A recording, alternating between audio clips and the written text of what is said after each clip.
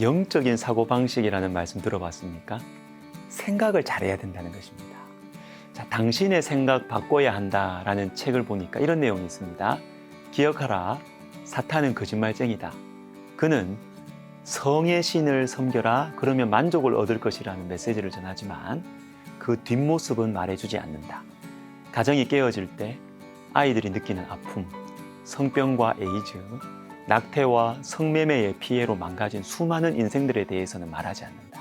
사단은 거짓말쟁이고 거짓의 아비이기 때문에 그 메시지의 결말은 불행이다. 여러분, 생각을 잘 해야 됩니다.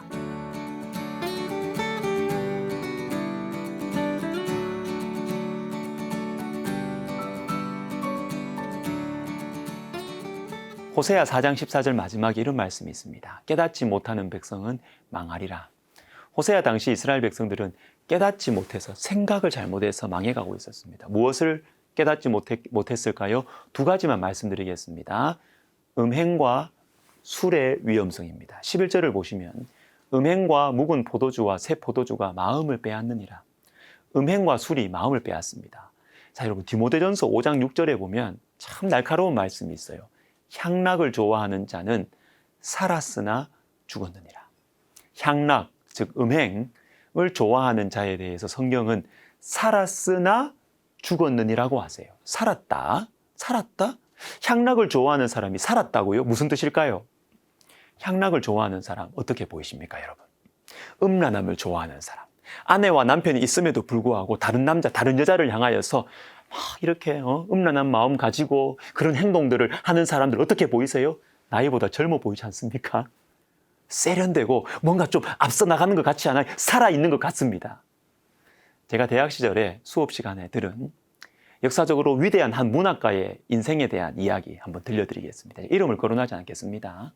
이 사람은 노년이 되어서도 하나님의 말씀과 배치되는 인간의 상식과 예의로도 이해하기가 힘든 연애 생활을 할아버지가 되어서도 즐겼어요.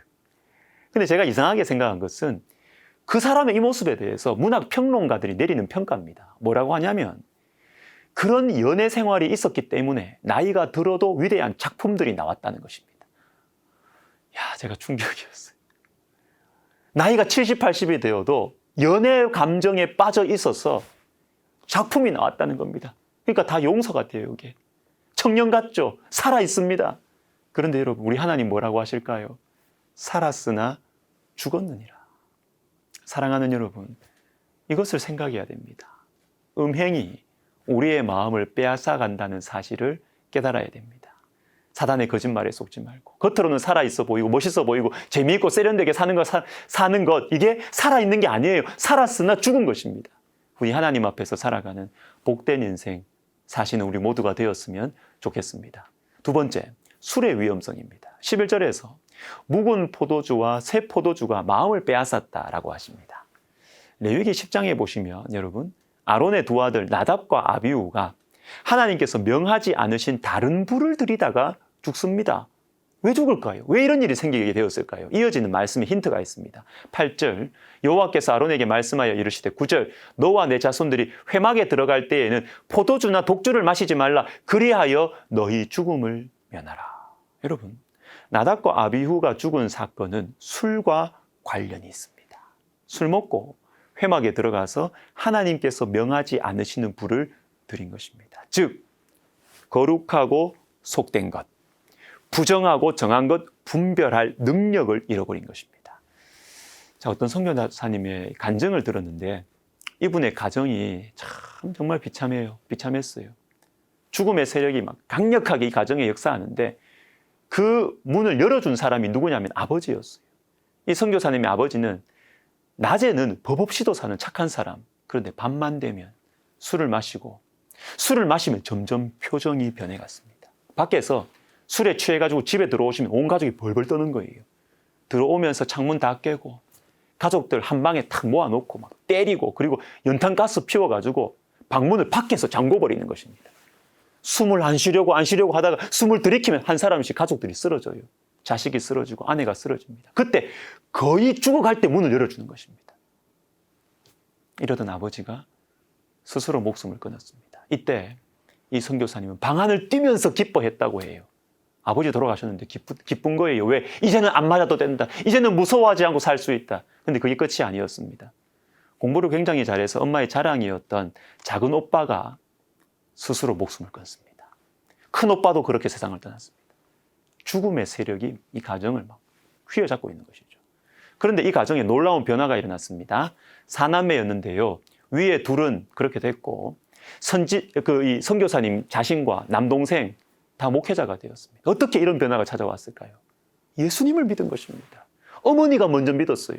남편 죽고 두 아들 잃고 도저히 남은 자식들을 키울 자신이 없는 거예요.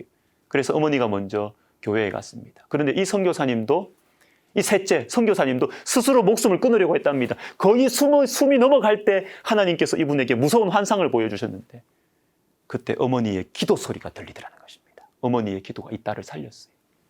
간증 중에 이분이 로마서 8장 2절을 몇 번이나 큰 소리로 외칩니다. 이는 그리스도 예수 안에 있는 생명의 성령의 법이 죄와 사망의 법에서 너를 해방하였습니다. 신학적으로 복잡한 설명이 필요한 말씀이지만 이분에게는 이 말씀이 정말로 능력으로 진리로 다가왔던 것입니다. 그리스도 예수 안에 있는 생명의 성령의 법이 우리 가정을 누르고 있던 죄와 사망의 법에서 나를 해방했다는 것입니다. 성령이 임하면 사람이 변한다. 가정이 변한다라는 것입니다. 사랑하는 여러분, 음행과 술에 마음을 빼앗기지 마십시오. 뭔가 스릴 있고 살아있는 것 같은 기분, 세상이 말하는 세련되고 멋진 감정, 거기에 속지 마십시오. 살았으나 죽은 것입니다.